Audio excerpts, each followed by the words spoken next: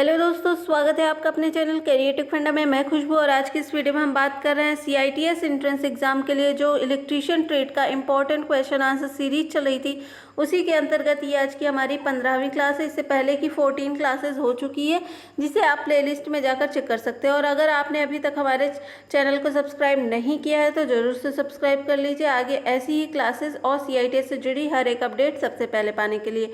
तो आइए वीडियो को स्टार्ट करते हैं। और आज का हमारा पहला क्वेश्चन है, what is the name of meter. ये इस मीटर का क्या नाम है? तो इसे कहते हैं DC वोल्ट मीटर। इसे क्या कहते हैं? DC वोल्ट मीटर कहते हैं। ठीक है, DC वोल्ट मीटर क्या होता है? ये एक मेजरिंग इंस्ट्रूमेंट है। ये क्या है? एक मेजरिंग इंस्ट्रूमेंट है। जैसा कि आपको ये दिख रहा है, ये पैमाना दिया हो गया है, स्केल दी गई है जिस पे रीडिंग शो होती है ना। और इसका यूज़ किस लिए किया जाता है? तो इलेक्ट्रिक सर्किट के किन्हीं दो पॉइंट्स के बीच, ठीक है, इलेक्ट्रिक सर्किट के किन्हीं दो पॉइंट्स के बीच जो है वोल्टेज मेजरमेंट करने के लिए जो है इस DC वोल्ट मीटर का यूज किया जाता है। परमानेंट मैग्नेट मूविंग कॉइल यानी PMMC, ठीक है। PMMC क्या है? Permanent magnet moving coil. Galvanometer के साथ सीरीज में एक रजिस्टर लगाते हैं, तो ये क्या होता है? पूरा कॉम्बिनेशन है जो वो एक साथ DC वोल्ट मीटर में जो है DC वोल्ट मीटर के रूप में कार्य करने लगता है। ठीक है, और ये मल्टी रेंज वोल्ट मीटर का क्या मतलब है? ये एक मल्टी रेंज वोल्ट मीटर है और इसका मतलब क्या है? ये कई मल्टीप्लायर, ठीक है, इसमें क्या है? ये कई मल्टीप्लायर का यूज किया जा रहा है वोल्ट मीटर की रेंज बढ़ाने के लिए। ठीक है, मल्टीमीटर रेंज वोल्ट मीटर में क्या होता है? कई मल्टीप्लायर्स का यूज किया जाता है वोल्ट मीटर की रेंज बढ़ाने के लिए। तो ये जो मीटर दिख रहा है ये क्या है? मल्टी रेंज वोल्ट मीटर है। ठीक है, ये क्या है? ये मल्टी रेंज, ठीक है, मल्टी रेंज वोल्ट मीटर है, DC वोल्ट मीटर है। तो आइए, जैसा कि ये आपको ऑप्शन में दिख रहा है, DC multi range volt meter, option number यहाँ पर B सही हो जाएगा। नेक्स्ट क्वेश्चन की ओर चलते हैं। Which instrument is an example of an integrating instrument. ठीक है, कौन सा उपकरण एकीकृत उपकरण का एक उदाहरण है, यानी इंटीग्रेटिंग इंस्ट्रूमेंट का एक उदाहरण है? तो जो टेंजेंट गैल्वेनोमीटर है वो क्या है? इंटीग्रेटिंग इंस्ट्रूमेंट का एक एग्जाम्पल है। यहाँ से ऑप्शन नंबर आपका D सही हो जाएगा। अब ये इंटीग्रेटिंग वोल्ट मीटर क्या होता है या इंटीग्रेटिंग इंस्ट्रूमेंट क्या होता है? ये इंस्ट्रूमेंट क्या होता है कि पर्टिकुलर पीरियड ऑफ टाइम में क्या करता है? इलेक्ट्रिसिटी या फिर, ठीक है, पर्टिकुलर जो पीरियड ऑफ टाइम है उसमें क्या करता है? इलेक्ट्रिसिटी या फिर एनर्जी, ठीक है, आदि की कुल मात्रा की यानी टोटल क्वांटिटी की खपत को क्या करता है? रिकॉर्ड करता है। ठीक है, ये काम होता है हमारा इंटीग्रेटिंग इंस्ट्रूमेंट का कि जितनी भी टोटल इलेक्ट्रिसिटी फ्लो हो रही है सर्किट में या फिर एनर्जी है उसकी कुल मात्रा की खपत को ये क्या करता है? रिकॉर्ड करने का काम करता है इंटीग्रेटिंग इंस्ट्रूमेंट। अब ये टेंजेंट गैल्वेनोमीटर क्या है? तो ये इंस्ट्रूमेंट जो होता है टेंजेंट लॉ पर कार्य करता है। ये किस पर कार्य करता है? टेंजेंट लॉ पर कार्य करता है, टेंजेंट लॉ के सिद्धांत पर कार्य करता है। और यह करंट की उपस्थिति और पावर को मापने में मदद करता है। टेंजेंट गैल्वेनोमीटर क्या करता है? करंट की उपस्थिति या फिर डायरेक्शन, ठीक है, या फिर डायरेक्शन को क्या करता है? मेजर करने का कार्य करता है। ठीक है, तो यहाँ से ऑप्शन नंबर D सही हो जाएगा। नेक्स्ट क्वेश्चन की ओर चलते हैं। How the creeping error is controlled in energy meter. Creeping error किसकी वजह से होता है? तो क्रीपिंग एरर जो है आपका फ्रिक्शन की वजह से होता है। ठीक है, क्रीपिंग एरर किस वजह से होता है? जो होता है क्रीपिंग जो होता है वो फ्रिक्शन, अत्यधिक जो है फ्रिक्शन के कारण क्रीपिंग एरर उत्पन्न होता है। और ये कह रहा है कि ऊर्जा मीटर में जो क्रीपिंग एरर को कैसे नियंत्रित किया जाता है। तो क्या होता है? डिस्क होती है, ठीक है, डिस्क होती है उसके अपोजिट साइड में 2 ड्रिल होल्स करके क्या करते हैं, क्रीपिंग एरर को कंट्रोल करते हैं। ठीक है, डिस्क में 2 अपोजिट साइड क्या करते हैं, होल करते हैं और इसके द्वारा क्या करता है, क्रीपिंग एरर को कंट्रोल किया जाता है। ठीक है, तो यहाँ से ऑप्शन नंबर आपका डी सही हो जाएगा, by drilling 2 holes diametrically opposite on disc. Next question की ओर चलते हैं। नेक्स्ट क्वेश्चन क्या है आपका, why the scale of the moving iron instrument is having an uniform scale, यानी जो आपका मूविंग आयरन है, आयरन टाइप इंस्ट्रूमेंट का जो स्केल है वो असमान क्यों होता है, ये क्वेश्चन में पूछा गया है। तो क्यों होता है, क्योंकि जो आपका विचलन बल होता है, यानी जो आपका डिफ्लेक्शन फोर्स होता है, जो क्या होता है, डिफ्लेक्शन फोर्स होता है, उसके डिफ्लेक्शन फोर्स क्या है, धारा के वर्ग के समानुपाती होता है। ठीक है, डिफ्लेक्शन फोर्स जो होता है वो क्या होता है, डायरेक्टली प्रोपोर्शनल टू जो करंट है, ठीक है, उसके वर्ग के समानुपाती होता है। तो यहाँ से जो है ये आपका ऑप्शन नंबर कौन सा सही हो जाएगा, ऑप्शन नंबर सी सही हो जाएगा। Deflection of force is directly proportional to the square of the current. ठीक है, नेक्स्ट क्वेश्चन की ओर चलते हैं। नेक्स्ट क्वेश्चन क्या है हमारा, नेक्स्ट क्वेश्चन है which source of measuring error is caused by the effect of magnetic field, यानी चुंबकीय क्षेत्र के प्रभाव के कारण मापने की कौन सी त्रुटि होती है। तो ये क्या होती है, इन्फ्लुएंस एरर होती है। ठीक है, ऑप्शन नंबर यहाँ पर सी सही हो जाएगा। नेक्स्ट क्वेश्चन की ओर चलते हैं। किस प्रकार का वॉट मीटर है, ये जो आपको फिगर दिख रहा है ये आपका किस प्रकार का वॉट मीटर है, तो ये है 2 एलिमेंट, ठीक है, 2 element 3 phase, 2 element 3 phase watt meter है। ठीक है, वॉट मीटर, तो ये 2 एलिमेंट और 3 फेज, ठीक है, 3 फेज वॉट मीटर है। यहाँ से आपका ऑप्शन नंबर बी सही हो जाएगा, 2 element 3 phase watt meter. Next question है आपका which type of instrument is used with air friction damping, यानी किस प्रकार के उपकरण का उपयोग वायु घर्षण यानी एयर फ्रिक्शन डैम्पिंग के साथ किया जाता है, किस प्रकार के इंस्ट्रूमेंट का यूज। तो यहाँ पर मूविंग आयरन इंस्ट्रूमेंट का यूज किया जाता है जो एयर फ्रिक्शन डैम्पिंग के साथ किया जाता है। ठीक है, नेक्स्ट क्वेश्चन ऑप्शन नंबर यहाँ पर डी सही हो जाएगा। नेक्स्ट क्वेश्चन की ओर चलते हैं। नेक्स्ट क्वेश्चन क्या है, which type of energy meter works with neutral connection, यानी उदासीन संयोजन जो है किस प्रकार के ऊर्जा मीटर के साथ काम करता है। तो ये सिंगल फेज सिंगल एलिमेंट के साथ जो है वर्क करता है, उदासीन यानी न्यूट्रल आपका कनेक्शन। ऑप्शन नंबर यहाँ पर सी सही हो जाएगा। नेक्स्ट क्वेश्चन की ओर चलते हैं। What is the type of frequency metre, इस जो फ्रिक्वेंसी मीटर है इसका ये किस टाइप का है। ठीक है, तो ये किस टाइप का है, मैकेनिकल रेजोनेंस टाइप। ठीक है, mechanical resonance type frequency meter.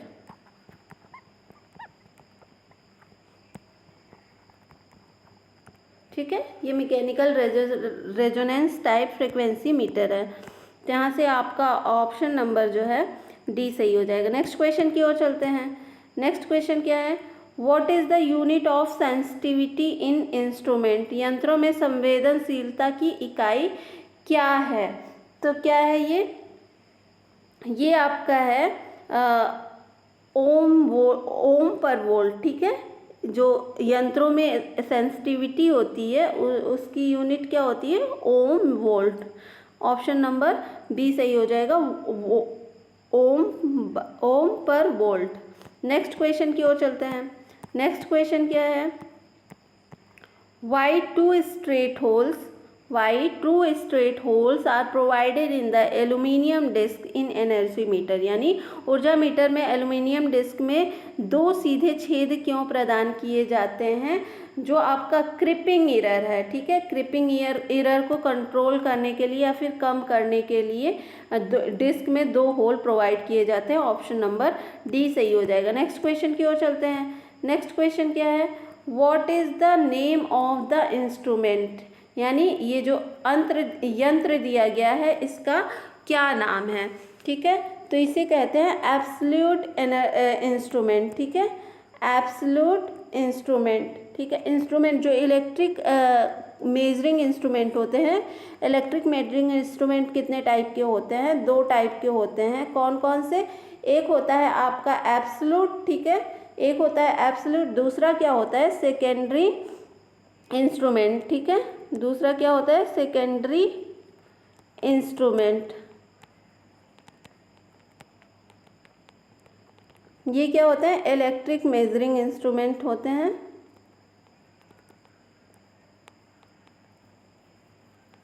Measuring instrument, ठीक है, समझ जाइएगा आप लोग। तो ये जो एब्सोल्यूट इंस्ट्रूमेंट होता है ये क्या करता है, मेजरमेंट के बाद सीधे यानी डायरेक्ट रीडिंग शो करता है, ठीक है।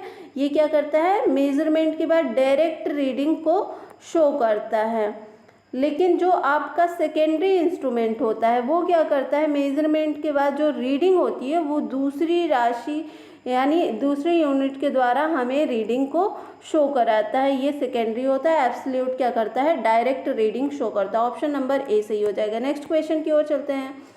Y damping force is required in a moving coil instrument, यानी चल कुंडली उपकरण में डैम्पिंग बल क्यों आवश्यक होता है।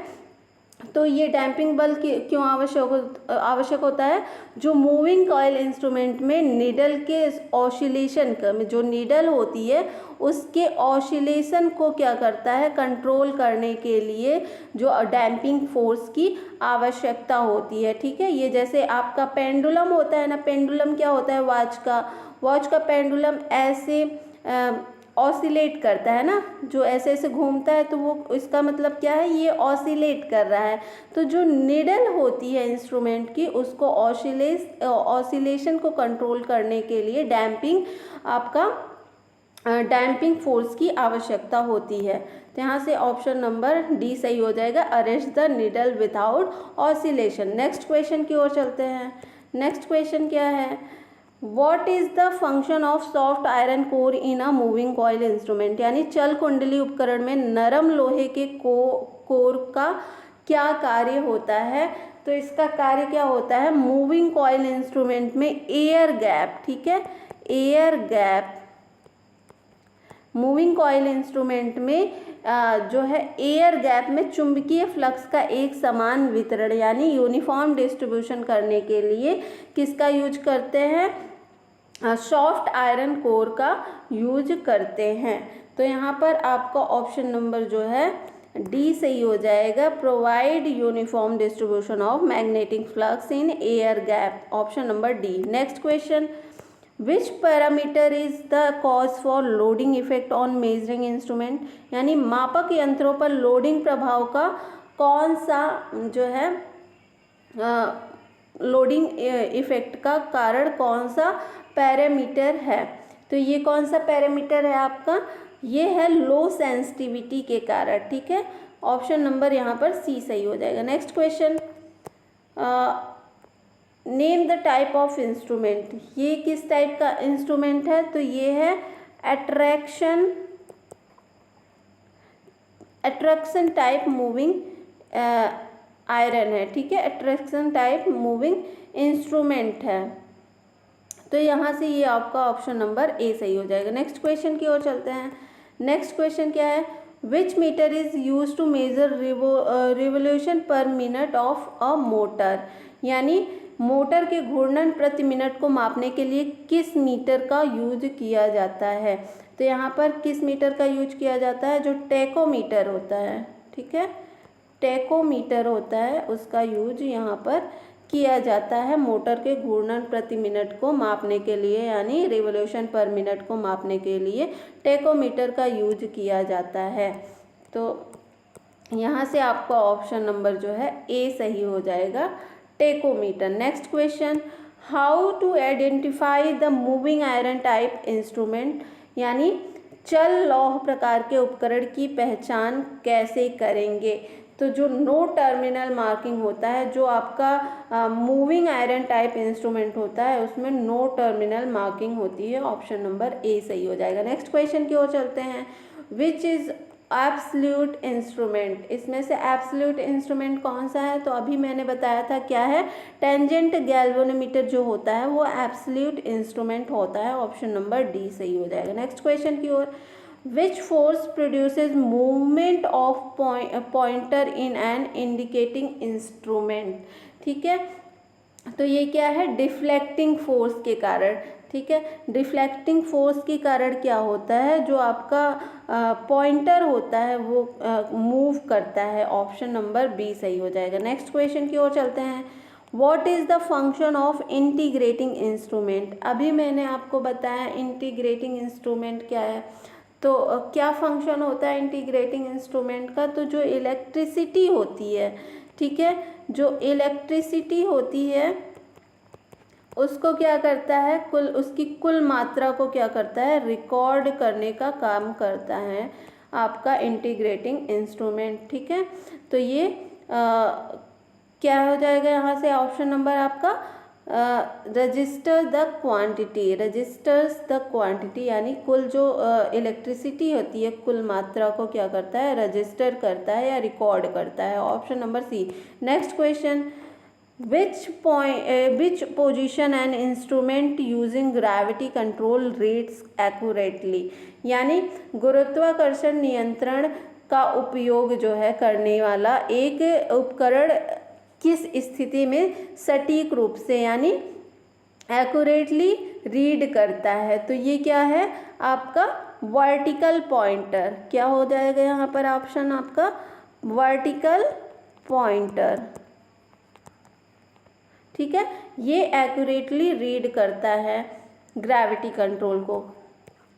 तो यहाँ से आपका ऑप्शन नंबर बी सही हो जाएगा, वर्टिकल पोजीशन। नेक्स्ट क्वेश्चन की ओर चलते हैं, which quantity is measured by an electrodynamo type instrument, एक इलेक्ट्रोडायनेमो प्रकार के उपकरण द्वारा किस मात्रा को मापा जाता है। तो जो पावर होती है उसको मापा जाता है इलेक्ट्रोडायनेमो टाइप इंस्ट्रूमेंट से, ऑप्शन नंबर ए सही हो जाएगा। Next question, how to achieve maximum accuracy in measurement using analog instrument.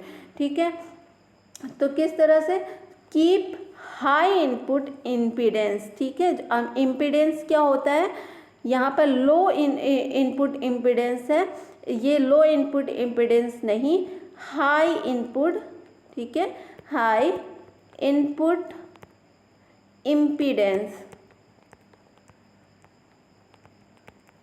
ठीक है, हाई इनपुट इम्पीडेंस को मेजर करता है। इम्पीडेंस क्या होती है, प्रतिबाधा, क्या होती है, इम्पीडेंस मतलब प्रतिबाधा। तो यहाँ से ये आपका ऑप्शन नंबर बी सही हो जाएगा, क्या है, keep high input impedance, option number B. Next question की ओर चलते हैं। नेक्स्ट क्वेश्चन क्या है, calculate the value of shunt resistance required to measure 10 milli ampere with 1 milli ampere meter, यानी 1 मिली एम्पियर मीटर के साथ 10 मिली एम्पियर के मापने के लिए आवश्यक शंट प्रतिरोध के मान की गणना कीजिए। ठीक है, तो यहाँ पर ये क्या है, ये एक मीटर दे रखा हुआ है। ठीक है, ये क्या है, मीटर है, और इसमें जो है रेजिस्टेंस आपको ऐड करना होगा, रेजिस्टेंस कितना। ठीक है, तो ये आपका RSH यानी रेजिस्टेंस संट इंटू करंट, जो आपका संट रेजिस्टेंस में जो करंट फ्लो हो रही है, current shunt is equal to आपका जो मीटर में रेजिस्टेंस है। ठीक है, ये मीटर में जो रेजिस्टेंस है यानी RM इंटू IM, यानी जो मीटर में करंट फ्लो हो रही है, तो ये इसका फॉर्मूला हो गया। अब यहाँ से आपको वैल्यू क्या दे रखी हुई है, वैल्यू आपको दे रखी हुई है जो इसमें मीटर में आपका करंट फ्लो हो रहा है, करंट तो आपका 1 मिली एम्पियर फ्लो हो रहा होना है, ठीक है। इसकी कैपेसिटी कितनी है ये मीटर की, इस मीटर की कैपेसिटी आपकी है मीटर की जो कैपेसिटी है वो 1 मिली एम्पियर की है। बट जो है यहाँ पर आपको आपको रेजिस्टेंस का जो करंट है शंट का वो 10 मिली एम्पियर आपको फ्लो कराना है, 10 मिली एम्पियर फ्लो कराना है, ठीक है। 10 मिली एम्पियर फ्लो कराना है तो क्या करना होगा, इसमें आपको 9 मिली एम्पियर यानी 10 माइनस 1, ठीक है, 10 माइनस 1 इज इक्वल टू कितना हो जाएगा, इज इक्वल टू आपका हो जाए, तो यहाँ पर 10 minus 1 is equal to 9 milli ampere, ठीक है। 9 मिली एम्पियर क्या है, ISH का मान है, ठीक है। आई यानी करंट शंट का जो मान है वो कितने हैं, 9 मिली एम्पियर है, ठीक है। तो यहाँ से आपका ये हो गया, ISH का मान मिल गया। और IM कितना है, IM है आपका 1 मिली एम्पियर, 1 मिली एम्पियर है। अब यहाँ पर RSH जो है, RSH यानी रेजिस्टेंस, शंट का जो रेजिस्टेंस है वो हमें फाइंड करना है। बट यहाँ पर जो मीटर का रेजिस्टेंस है आपका मीटर का जो रेजिस्टेंस है वो भी, उसकी वैल्यू भी यहाँ पर नहीं दे रखी हुई है, यानी कि ये जो क्वेश्चन है आपका वो इनकम्प्लीट है। यहाँ पर मीटर का भी रेजिस्टेंस देता तब ये क्वेश्चन आपका कंप्लीट रहता, तब आप फॉर्मूला जो हम लगाए थे उसको लगाकर अब आप जो है शंट का रेजिस्टेंस फाइंड कर सकते हैं। लेकिन अभी यहाँ पर नहीं दिया गया है तो चलिए हम अब खुद से अज्यूम कर लेते हैं, ठीक है। यहाँ पर ये ऑप्शन आपके कोई नहीं सही होंगे क्योंकि ये क्वेश्चन कंप्लीट नहीं है, तो हम इसको सॉल्व करके आपको दिखाते हैं। यहाँ पर ISH का मान 9 है और जो मीटर का करंट है वो 1 मिली एम्पियर है, और हम मीटर का रेजिस्टेंस खुद से वैल्यू आप मान सकते हैं, ठीक है। खुद से वैल्यू मान लीजिए, हम यहाँ पर फॉर्मूला लिख देते हैं फिर से, जो रेजिस्टेंस शंट है इनटू आपका रेजिस्टेंस जो करंट है, शंट का जो करंट है इक्वल टू क्या हो जाएगा, मीटर का जो रेजिस्टेंस है मल्टीप्लाई मीटर में जो करंट फ्लो हो रही है, ठीक है। ये हो गया। अब यहाँ पर आपको RSH यानी शंट का जो रेजिस्टेंस है उसे फाइंड करना है। RM की वैल्यू आप कुछ भी अपने से मान लीजिए, मान लेते हैं हम यहाँ पर 27 है मीटर का रेजिस्टेंस, ठीक है। मल्टीप्लाई और आपका मीटर में जो करंट फ्लो हो रहा है वो कितना है, 1 मिली एम्पियर, अपान जो आपका शंट का करंट है वो कितना है, शंट का करंट आपका 9 है, ठीक है। तो यहाँ से ये कट कर क्या हो जाएगा, जो रेजिस्टेंस शंट का रेजिस्टेंस है वो कितना आ जाएगा, 3 ओम आ जाएगा, ठीक है, 3 ओम आ जाएगा। तो यहाँ से ये जो है आंसर कितना हो जाएगा, 3 ओम। ये वैल्यू आप याद रखिएगा, जो मीटर का रेजिस्टेंस है वो हमने अपने से अज्यूम किया है क्योंकि यहाँ पर क्वेश्चन में नहीं दे रखा है, तो ये आपका आंसर हो जाएगा। तो आज के लिए बस इतना ही। आई होप आपको ये वीडियो पसंद आई होगी। अगर पसंद आई है तो वीडियो को लाइक और चैनल को सब्सक्राइब जरूर करें। मिलते हैं नेक्स्ट वीडियो में नई अपडेट के साथ, तब तक के लिए बहुत बहुत धन्यवाद।